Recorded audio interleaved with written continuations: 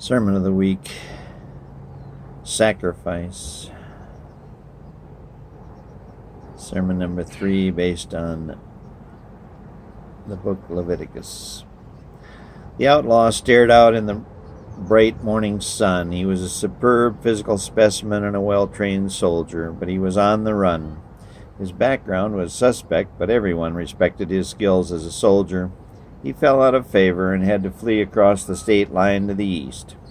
He frequented some local bars, met some people, and joined a militia band. Over the next several months, his skills not only as a soldier but as a leader were recognized. Within a year, he had risen to the rank of colonel, and when the general was arrested in a bank robbery, he became the leader. He led his men in raids on banks, car dealers, jewelry stores, boat works, and many other businesses. In every instance, none of his personnel was apprehended. His outfit began to stockpile money, vehicles, weapons, and his hidden compound became an impregnable fortress. His fame also spread far and wide. It seemed his name was always in the papers due to the consternation of law enforcement and the local military. One day word came that his home state was to be attacked by a stronger state to the east. This presented a problem for his militia, as he now would be smack dab in the middle of a war. He was in a meeting with his generals when a courier was brought into the tent. The courier was escorted in and handed him a sealed envelope. He broke the seal and read it aloud. "Honorable General, we humbly ask that you join us in defense of our state from the power that threatens us from the east. Any prior improprieties will be overlooked. We offer the position of Supreme Commander of our forces. Please reply immediately, as war is imminent." After some tense negotiation, he accepted their offer. Upon taking command, his attempts at peace negotiations failed miserably, and he marched east with his new army. Despite his brash nature, deep down he was concerned. His army was outnumbered and far inferior technologically. He decided he needed some help, so he made a deal with his God. If he were to lead his army to victory, he would sacrifice the first living thing he saw on return from battle, presumably his dog, to God for giving him the victory.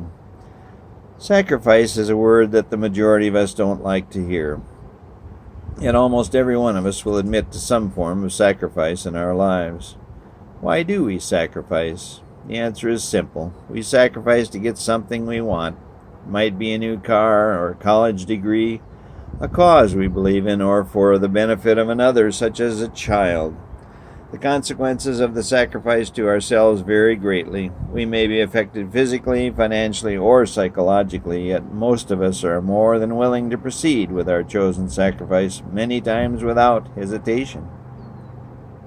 Why is that? What is in the human psyche that allows or compels one to sacrifice? The stock answer is that it is for the common good.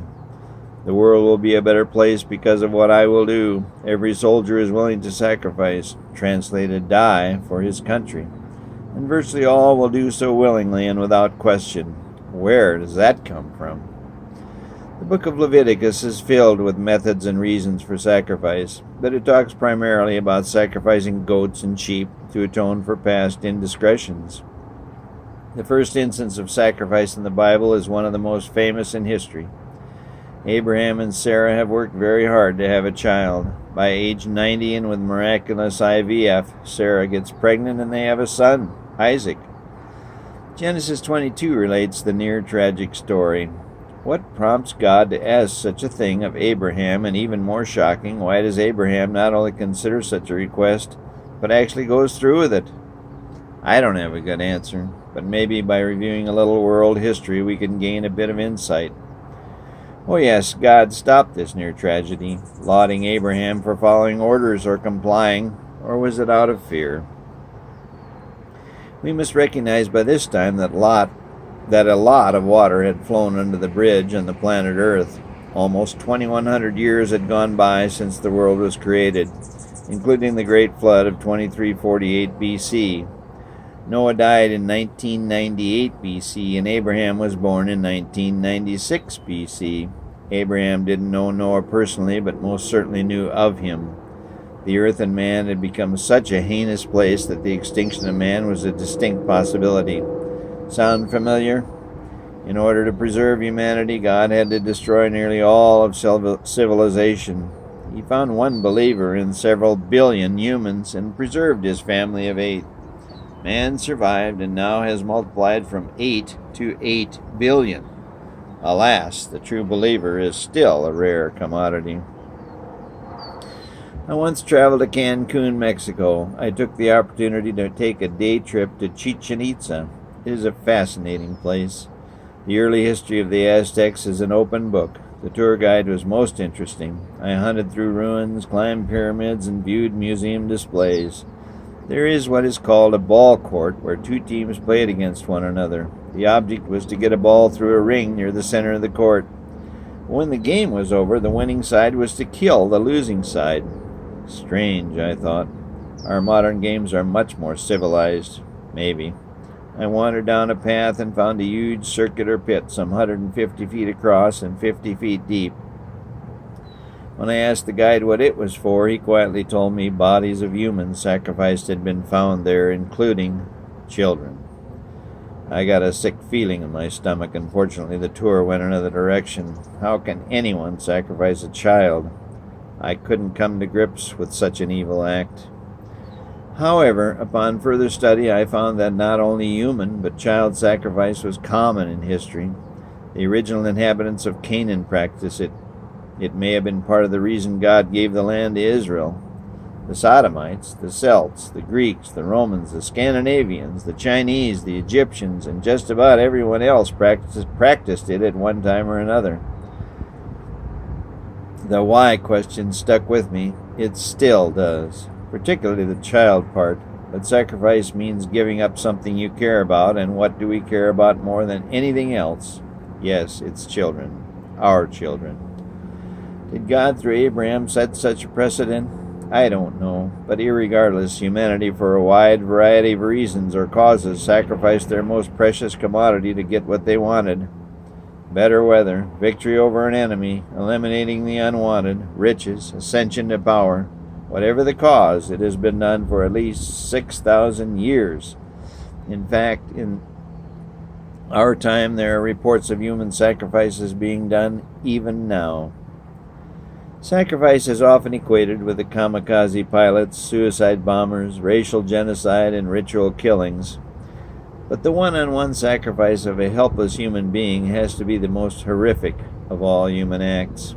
Yet our God, your God, did exactly that. He gave his only begotten Son, John 3:16. What cause would push the Creator of the universe into such a heinous act?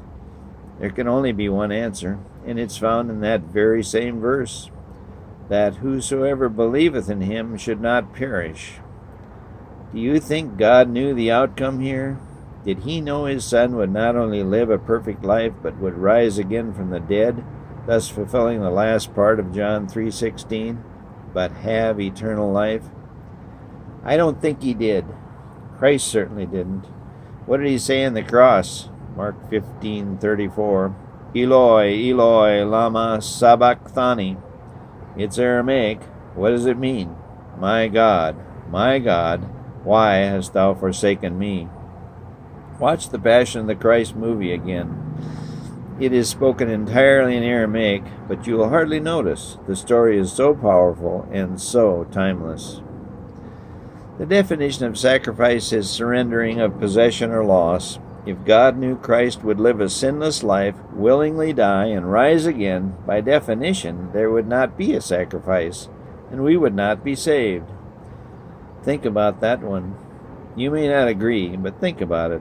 What kind of chance did your God take? Some will say, oh, he just would make another son. No, John 3:16 explicitly states his only begotten Son. Take some time to think about what the defining moment of planet Earth, of all humanity, really was.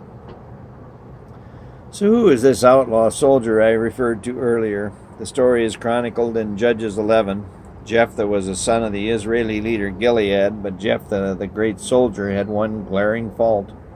His mother was a harlot, making an illegitimate son. Despite his prowess as a soldier, his legitimate brothers forced him out of the house. made his way east of Gilead's land to the land of Tob, T-O-B, southeast of the Sea of Galilee. The powerful country of Ammon was Tob's eastern border. In verse 4, we find that Ammon declared war on Israel and invaded Gilead's land. Gilead's army was ill-equipped and undermanned, so Gilead and Jephthah's brothers swallowed their pride and sent for Jephthah and his militia to help fight the Ammonite force bearing down on them. But Jephthah still had a grudge and decided to cut himself a better deal. He agreed to assist Gilead and Israel against Ammon, but only on the condition that if he and Israel prevailed, he would be the new head of the lands of Gilead. Gilead and Jephthah's brothers had no choice and agreed to the terms. The battle was prolonged as the Gileadites had taken some smaller cities just to reach the Ammonite lines. Upon reaching them, Jephthah realized he was up against a superior force, and his odds of victory were slim at best. So he did what all of us tend to do when we are in trouble, call on a higher power. He decided to cut another deal with God. He prayed that if he and his army were victorious, he would sacrifice the first thing he saw when he returned home from battle, his dog or maybe a goat or a chicken. But when trying to cut a deal with God, humans always come out on the short end. Jephthah and his smaller force fought ferociously. The tide of battle wavered back and forth as battles do, but eventually the tide began to swing against the Ammonites. They began to gradually give ground, and Jephthah and his army pushed them even harder. Soon the rout was on. Judges 11:33 says they pushed the Ammonite army back through 20 cities. Even General Grant wasn't that successful. Jephthah was really stoked upon returning to his house in Mizpah after the battle. He had won a great, improbable victory and was now the head of a large state of Gilead and Israel. As he neared his home, he strained his eyes to see what animal would first come to meet him. As he came marching up the walk, the smile of jubilation on his face suddenly vanished. There were no animals in the yard, not even a bird. He stared in horror into the face of his only daughter. She was his only child. She was banging on a timbrel with glee, and the smile was as wide as the Galilean Sea. He grabbed her and hugged her, fearing to let go. Eventually she squirmed free. The perception of a child is unmatched, and she saw the tears in his eyes. After ripping off his armor and tearing his tunic, he eventually told her of the deal he had made. To his shock and amazement, she understood. Like her father, she was well versed in the art of the deal, and like her father, she was as loyal as the day is long. She asked that he allow her to go into the mountains for 2 months, and as Samuel, the author of the book of Judges, says, bewail her virginity. Judges 11:37. Jephthah's hopes and prayers were that she would never return, but he and she knew she would. And in verse 39, the devastated Jephthah carries out his vow. The Bible does not give her name or mention her mother, but her 15 minutes of fame were extended as she was to be lamented by all Israel 4 days of every year. The story does not end there. Chapter 12 shows what heartache and resolve can do to a man. The leaders of the tribe of Ephraim show up on Jephthah's doorstep soon after the battle. They are miffed that Jephthah and his Gileadite army did not call them to assist in the battle, as the Gileadites were members of the tribe of Ephraim. They wanted their share of the glory and the spoils of war. Verse 2 says that they were called but did not show up. The tribe of Ephraim was a large tribe and brought its army to bear on Jephthah and his smaller Gileadite army. But you can guess the end result of that too. Jephthah and his Gileadites massacred this army as well, slaughtering 42,000 soldiers. Well, by now, all Israel figured out this Jephthah was a man to be reckoned with. So what did they do? They made him judge or president over the entire Israeli nation. Kingship was given to him. He served 6 years before dying, presumably of natural causes. Of interest, his successor produced 30 sons and 30 daughters. This evening, when you stretch out in front of your big screen TV, put your feet up and begin sipping your favorite beverage, it will happen. Something flashes on the screen, something you want. A new Corvette, a diamond bracelet from Jared, a talking Barbie doll. Maybe it's something even more elusive, an attractive man or woman, an open seat on the city commission, a cruise around the world, a job as vice president of a new company, a role in a TV show now open for auditions. Whatever you see there as you sip away, whatever you want, always remember one important fact. Your God gave up everything so that you don't have to. Don't try to cut a deal with God. It's a lose-lose situation. Don't give up your most precious possessions to get what you want. All God ever asks you to do in return for his sacrifice is what? I repeat again, what does he ask you to do? Think it over. The answer stares us all in the face every day of our lives.